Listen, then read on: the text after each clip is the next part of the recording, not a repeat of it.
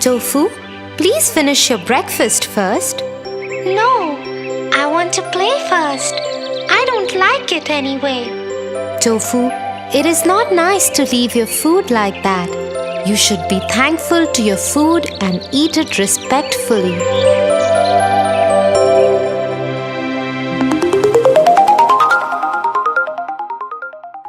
The first Thanksgiving.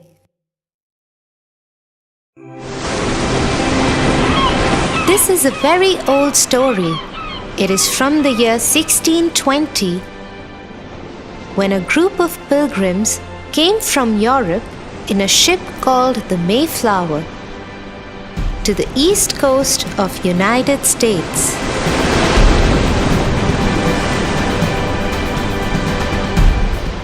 We have reached this new land, and we shall make it our home now. Let us call it Plymouth. Yes, and this big rock by which Plymouth is recognized will be called the Plymouth Rock. We shall make a settlement here.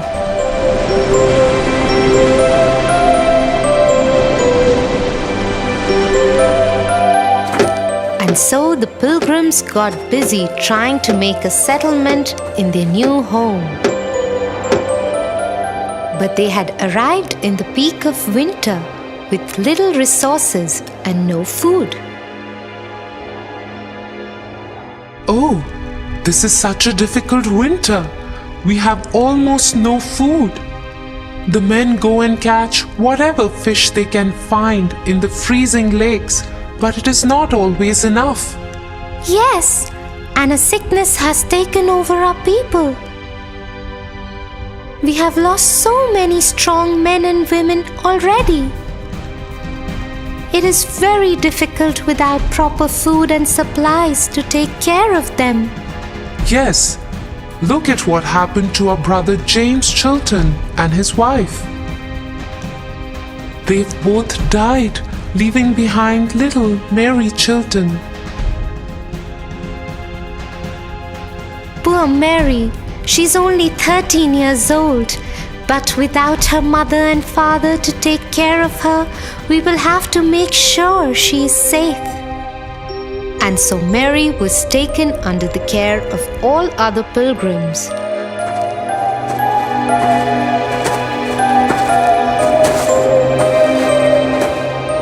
But it was a hard sickness, and people died from extreme cold, lack of food, and the sickness that had come over this settlement. This meant Mary had to work hard. Many of the older women amongst the pilgrims had died, and the remaining work had to be shared by everyone. Mary took care of cooking and laundry for the men and boys whose wives or mothers had died.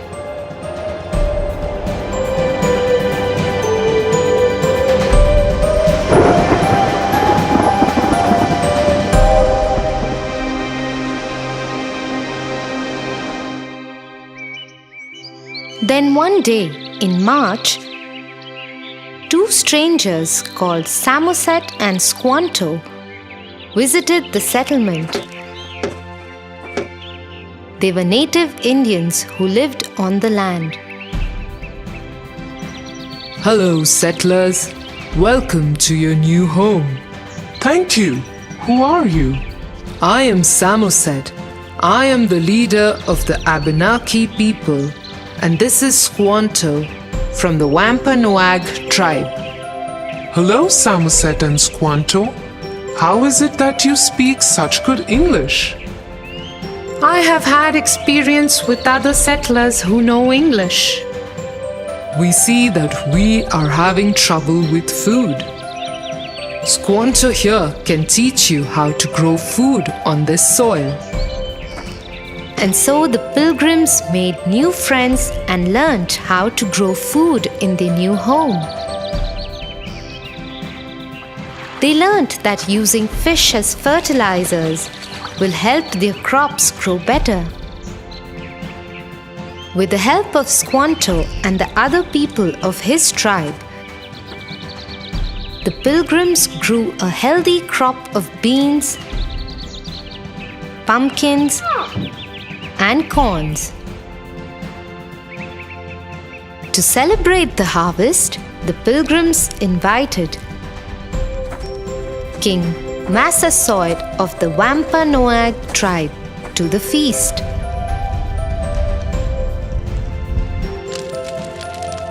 King Massasoit's men helped the settlers hunt for the feast. And large feast of corn, roasted meat, pie, fruits was laid. The pilgrims dedicated this day to getting together with friends and family and thanking God for the abundance of good food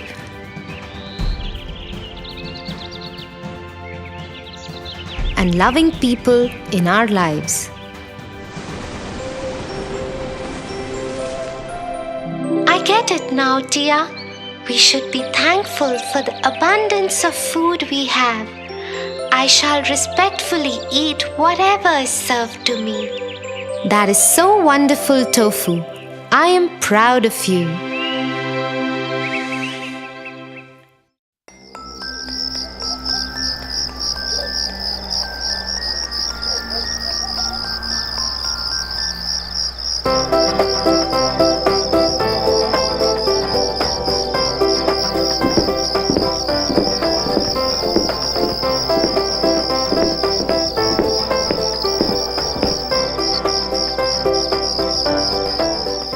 Will you help me to do my homework, Tia? Tofu, it's dinner time and you haven't completed your homework yet? I hope you know that your teacher will be really angry. I will do it after this cartoon, Tia. But please help me so that I can finish it fast. You have been watching TV all day. You should get up and do your homework first. My hand has been hurting since morning. I'm giving it some rest. Also, dear sister, will you please get my bag and pencil box from the room? Excuses and more excuses. He should know his priorities right.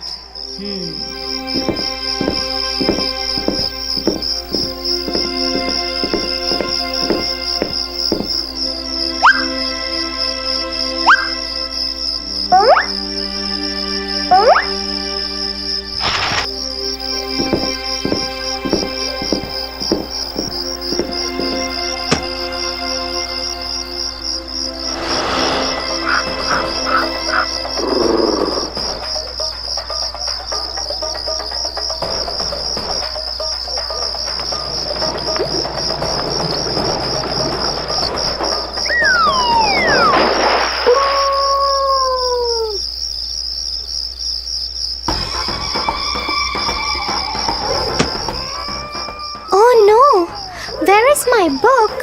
I can't find it here. Did I forget it in school?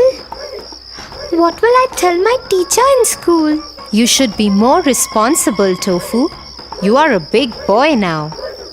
Anyway, complete the rest of your homework at least now and be more careful next time onwards.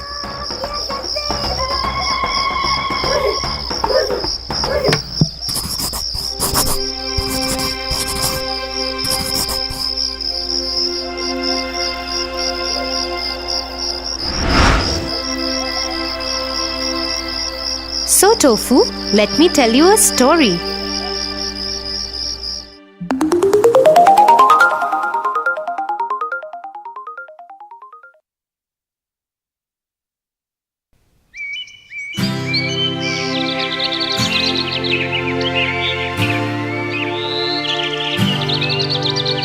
In a land far away lived a hard-working and kind trader.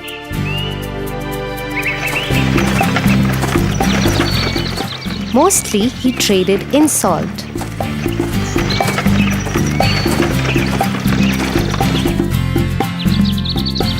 He also had a horse that was very lazy and always avoided work. The trader used him to carry sacks of salt from one town to the other.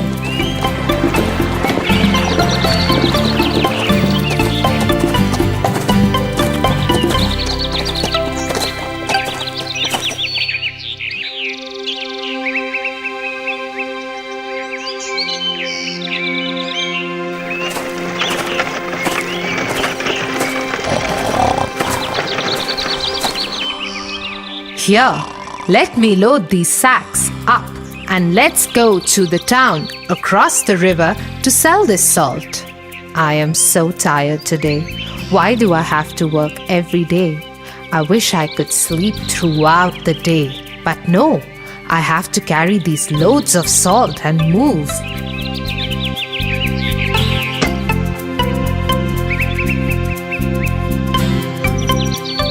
Come on, horse. Start walking. Cross that bridge. Until then, I'll pack some food for myself.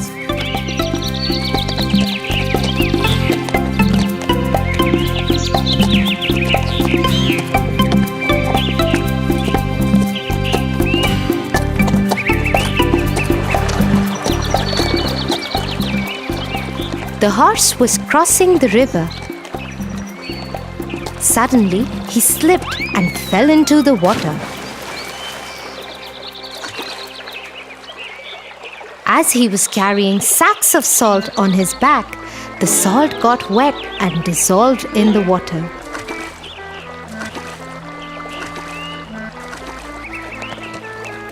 So when the horse got up, the sacks on his back were lighter.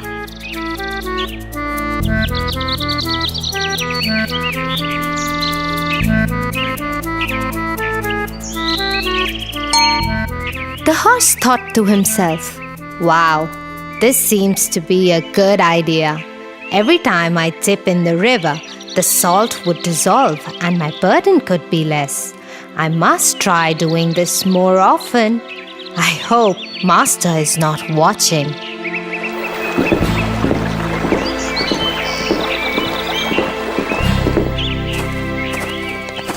When the master reached the town to sell the salt, it weighed just half of what he loaded.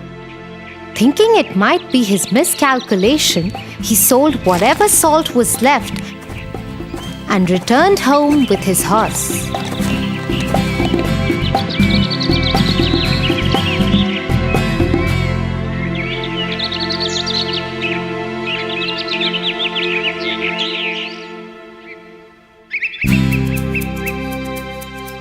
The next morning, he again loaded his horse with the sacks of salt and started to pack his food. The horse yet again started walking before him and made it to the bridge. I must try the dipping trick again before Master reaches here.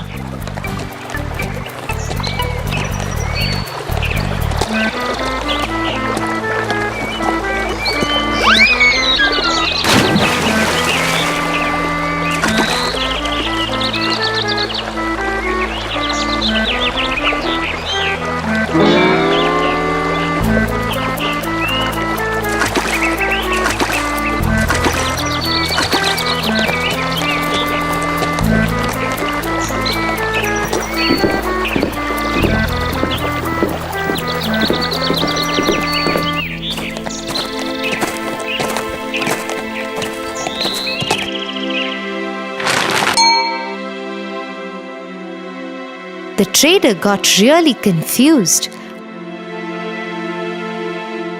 as the sacks started weighing lesser every time.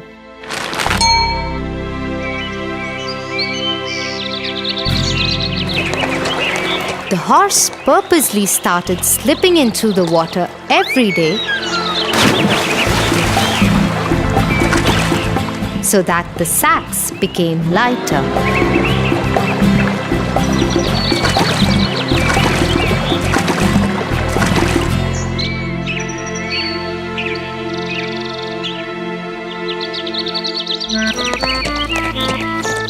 One day, the trader followed the horse.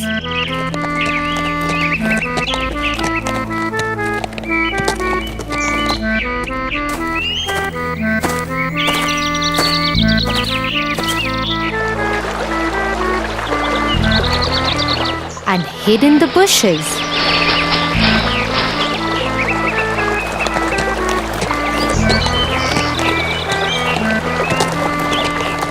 To his surprise, he noticed the horse's new trick.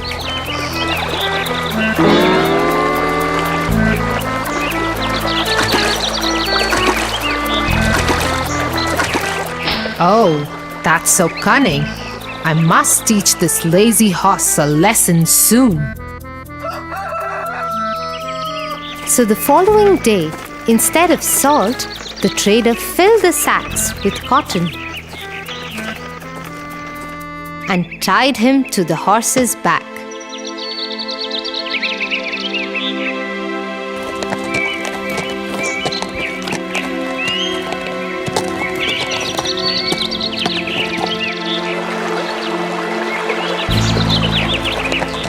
Out of his new habit, the horse purposely fell into the river.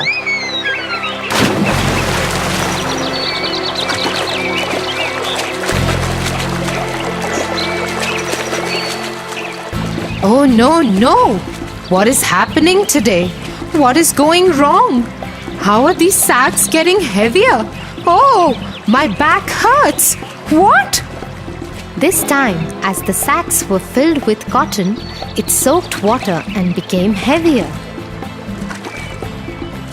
The horse dipped again and again in water, thinking to drain the salt off somehow, but all went in vain. He somehow managed to get up and cross the bridge.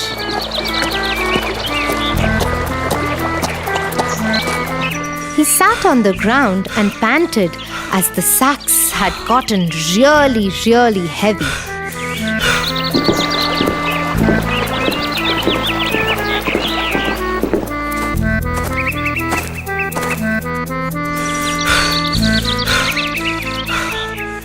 The trader laughed at him and said, "Horse, I am your master.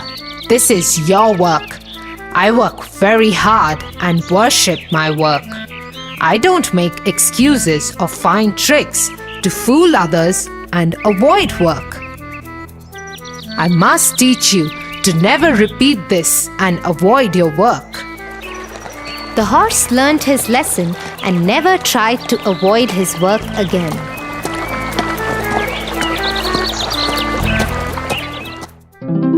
What a wise trader! Right, Tofu? He taught the lazy horse a good lesson. Come, let me give you the big bitter medicine for your hand. But hey, I can see it's totally fine now. Maybe you have forgotten about the pain. Tia, I never had any pain. I just wanted to sit and watch cartoons. I was the lazy horse today. I am sorry, Tia. I'm really worried about my teacher scolding me tomorrow.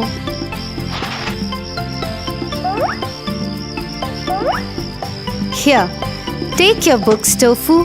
I also was the trader today. I just wanted you to learn a lesson. Now you should promise me that you will always do your work, and yes, I will help you with your homework. Oh, thank you, Tia. Please, let's finish my homework quickly. I don't want to be lazy at all. I will always finish all my work before doing anything else. I promise you that.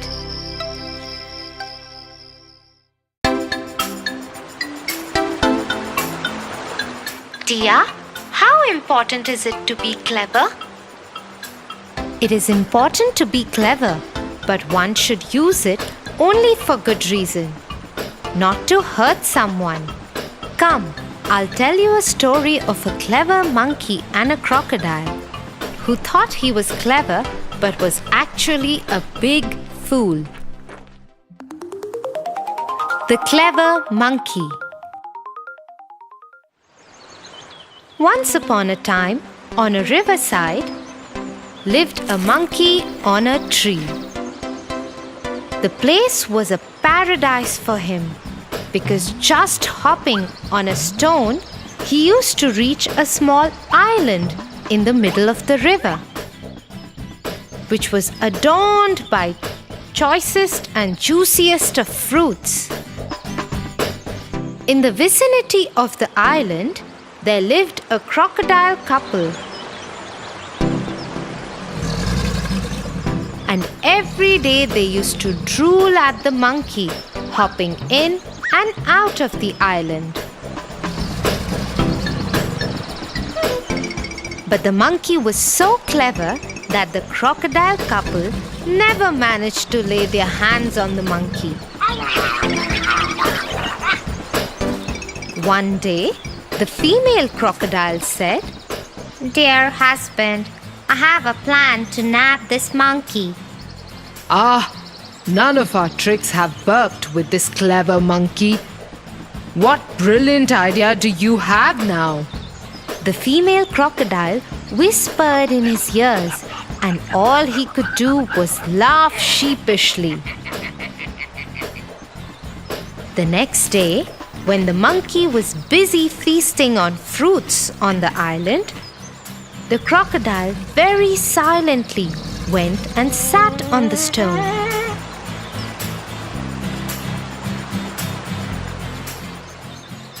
When the monkey was done with eating, he was about to hop onto the stone when suddenly he realized that the stone is looking bigger than usual. He understood that it was a crocodile waiting for him. He called out to the crocodile, Is that you, Mr. Crocodile? No, it's not me. And the monkey thought, how dumb could the crocodile get? So he thought for a second and called out to the crocodile, Oh, you surely caught me this time. I'll make your job easier now. Just open your mouth and I'll jump into it on my own. The foolish crocodile opened his wide mouth with his eyes shut and waited for the monkey to jump. The clever monkey, who was watching the closed-eye crocodile, hopped on the head of the crocodile and crossed the river. You couldn't fool me this time either. By clear and clever thinking, the monkey managed to trick the foolish crocodile. The crocodile was indeed a fool who got tricked by the clever monkey. Yeah, Tofu, and the moral is that we must think before we do anything, like that clever monkey and not like that foolish crocodile.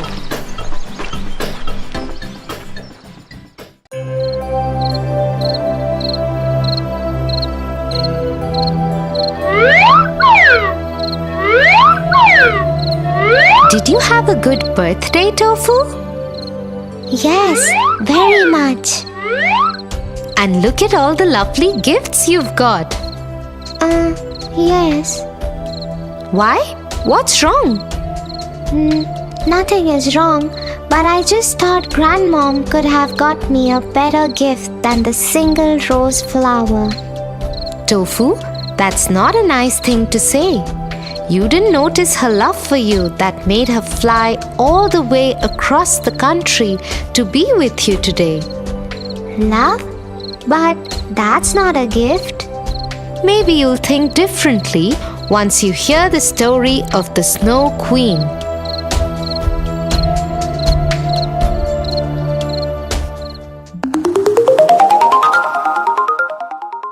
The Snow Queen. Once upon a time, in a small village lived two neighbors who were best friends too. Their names were Gerda and Kay. loved each other a lot. As a symbol of their friendship and love, one day they both planted a rose plant each in their front yards. Every morning, they would get together and water their plants and take care of them.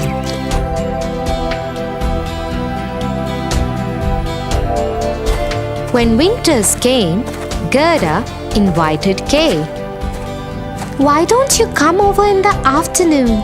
My grandma has promised to make us a cup of hot chocolate and tell us a story. Okay, Gerda, I will come over after finishing my chores.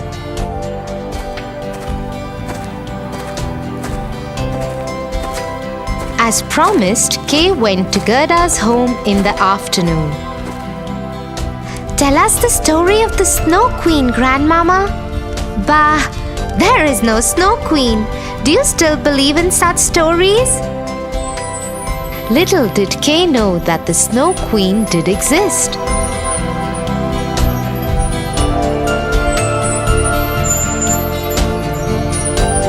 And she had a magic mirror with which she could look at anybody. And right at that moment, she was looking into Gerda's living room where they sat. Doesn't believe in me, does he? I will send him my ice arrows that will turn him cold. All the love will be gone from his eyes and his heart will freeze over. And the Snow Queen sent her ice arrows towards Kay.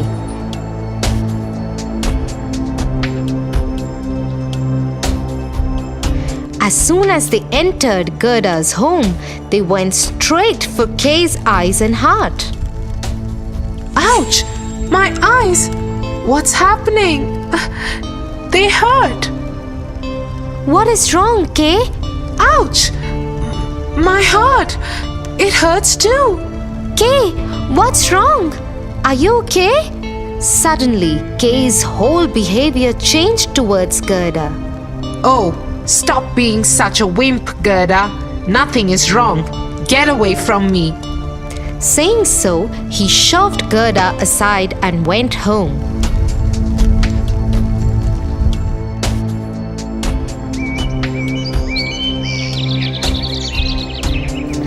Over the next few days, he would give cold, mean looks to Gerda and would never talk to her nicely. He wouldn't even come to tend to the roses that they had planted. One morning, when Gerda was watering the plants, she saw Kay get into a carriage with a lady who was wearing a white gown. She had skin like diamonds and her hair was silver white. Gerda immediately knew that it was the Snow Queen. She decided to follow her, but the carriage just vanished into thin air. So she went to her grandmama. Here, take this hand mirror and follow what it tells you. The mirror only tells you the truth. Gerda took the mirror from her grandma and looked into it.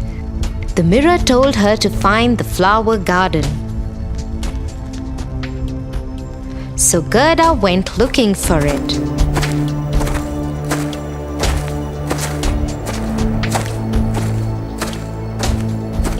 Meanwhile, once the Snow Queen reached the palace, she told Kay to make it his home from now on. This is your home now. You will never leave here. And once your heart freezes over, you will be mine forever. Back in the village, Gerda found the flower garden and entered it.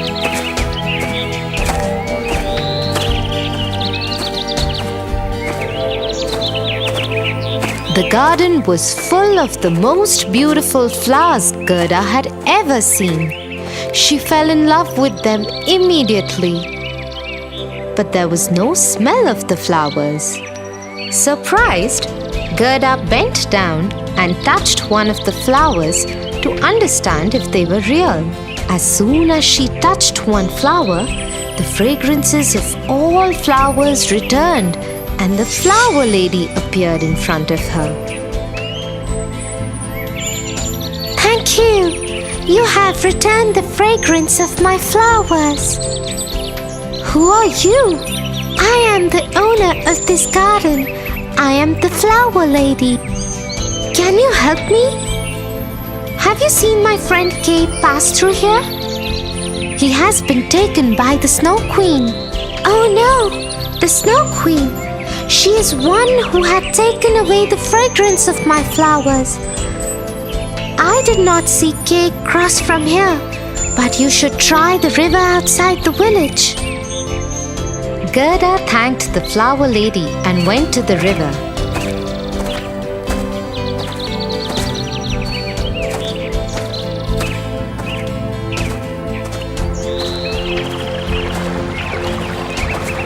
There she saw a boat waiting for her. She climbed into the boat and it took her to the pirate ship.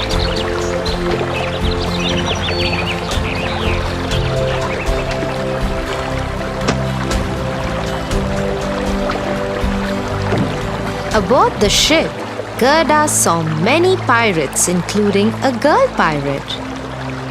Hello, can you help me? I am looking for my friend Kay. The Snow Queen has taken him. I don't know any Kay. And even if I did, I wouldn't tell you, because once aboard the pirate ship, you can't go anywhere. You have to be here. No, please, you have to let me go. Kay is my friend. I have to save him. Friend, you say? Well, I have never had a friend. Okay, I will help you if you promise to be my friend. Yes, of course. I would love to be your friend. Okay then. Take my reindeer. He is the fastest reindeer in the world, and she knows where the Snow Queen's palace is. Gerda thanked the pirate girl and climbed on the back of the reindeer. Just as the pirate girl had promised, the reindeer had Gerda outside the Snow Queen's palace in no time. Gerda got off the reindeer and went inside the palace. Kay? Kay? Are you in here?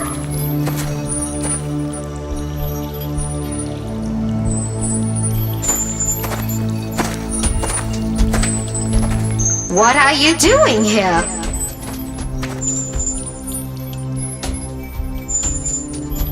I am here to take my friend back with me. Your friend doesn't exist anymore. Look at him, standing there in the corner. Just in a few minutes, his heart will freeze over, and then he will be mine forever. Gerda turned to see where the Snow Queen had pointed. In the corner stood Kay. His lips were blue and eyes were steely cold.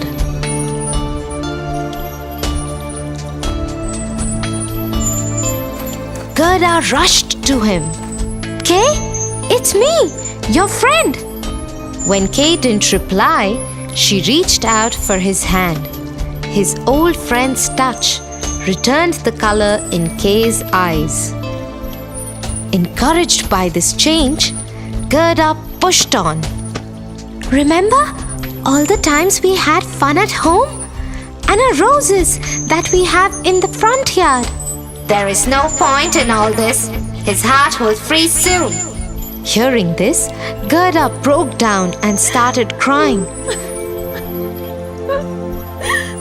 As she was crying, her tears rolled down from her eyes and onto the hands of Kay.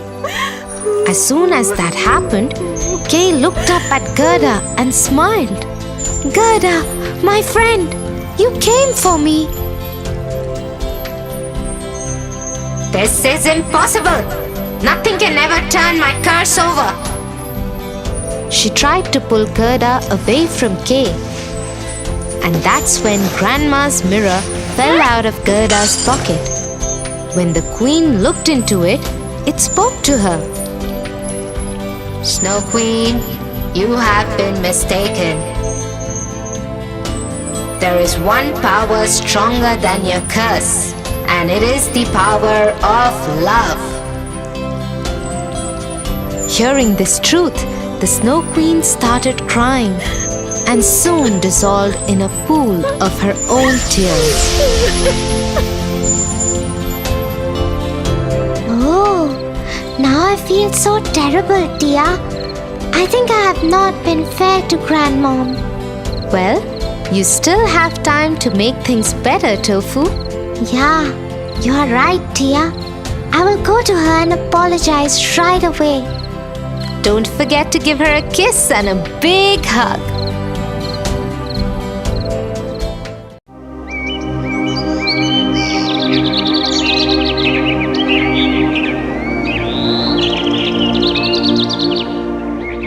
Tia, today I'm very happy. I met one of my friends who was acting all greedy and selfish in class. So I told him the story of the Pied Piper of Hamelin, and he soon understood the lesson. Really, Tofu? I haven't heard this one. I would love to hear it from you.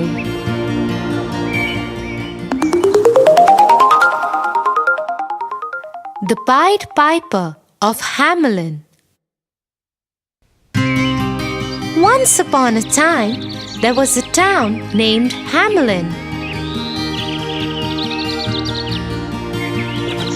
The town was beautiful, bustling with energy and wealth.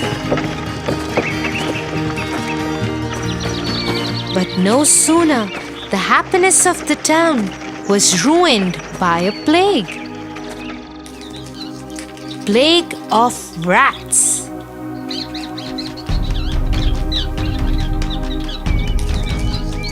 There were rats everywhere.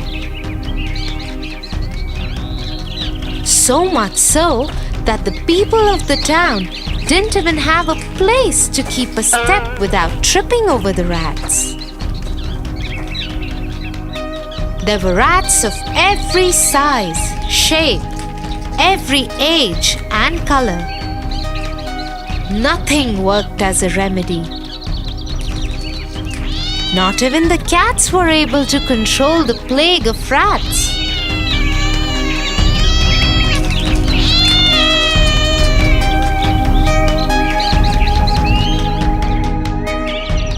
Giving up, the authorities decided to announce a reward of 10 bags of gold to anyone who could help to get rid of the rats. One day, a strange-looking man came to the town. He was dressed in their traditional dress, but all red in color.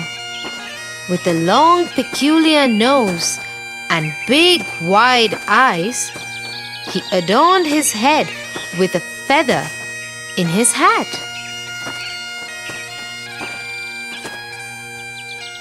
He went to the authorities and said, I have a solution for your problem. I assure you that not a single rat would live in this beautiful town. But I want 10 gold bags that you have promised as prize. The authorities were not very sure of his commitment, but still allowed him to give it a try, as they had no other option.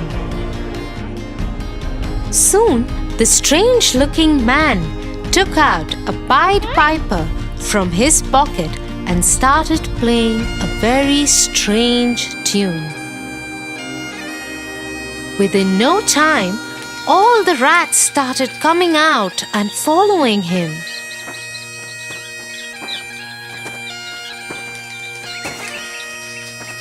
From every nook and corner of the town, so many rats came out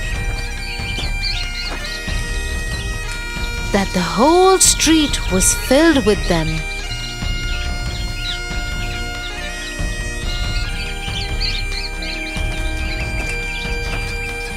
Very strangely, the rats started following the Pied Piper, who was playing the strangest tune ever heard.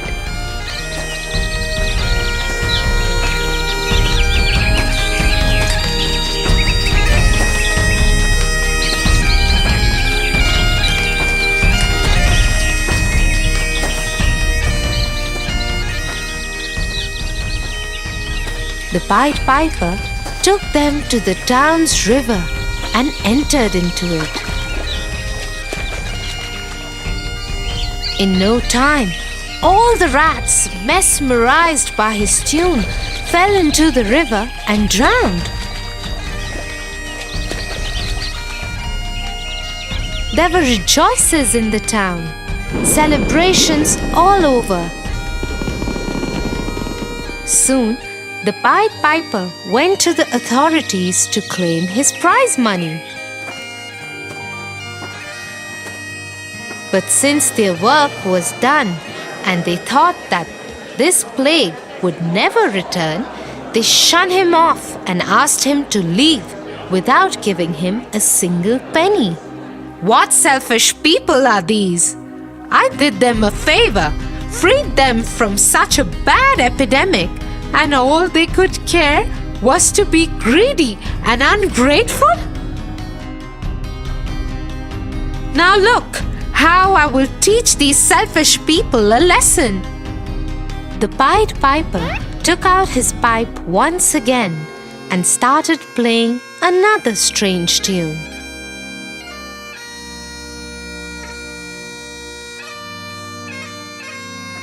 A tune that no one had ever heard before.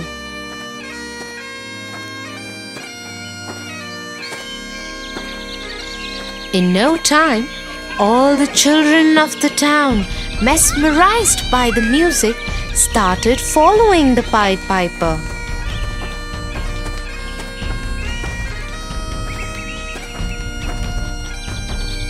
The children were so lost in his tune that they didn't realize that they have come out to the outskirts of the town.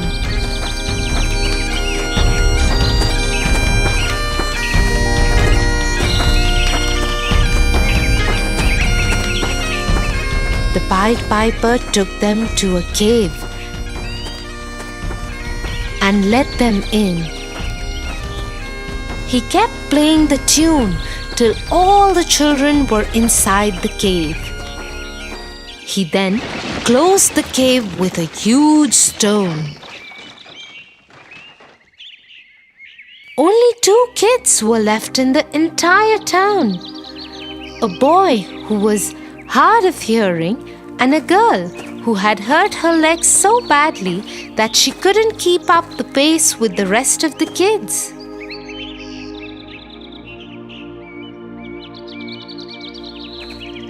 These 2 kids went back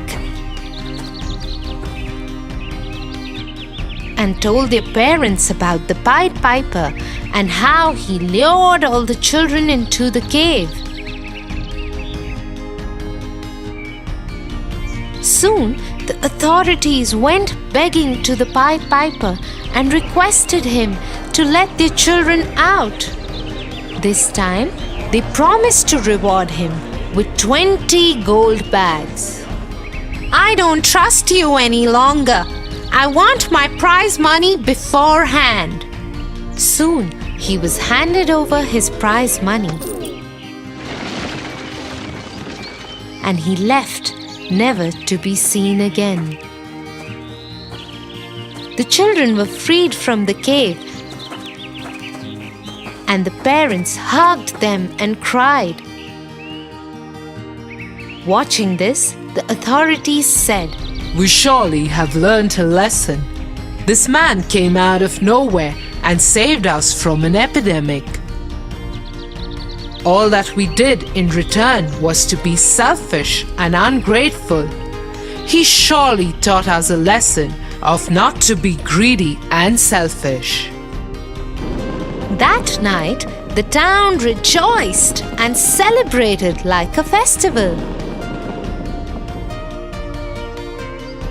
It's still said that in the town of Hamelin, if you ever go and listen carefully, you might hear the beautiful sound of the Pied Piper.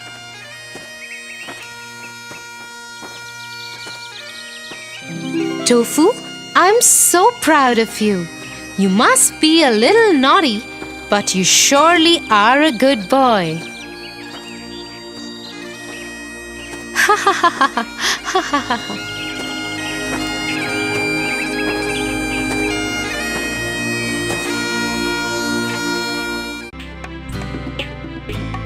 For your favorite rhymes, stories, and more, join Kids Hat family.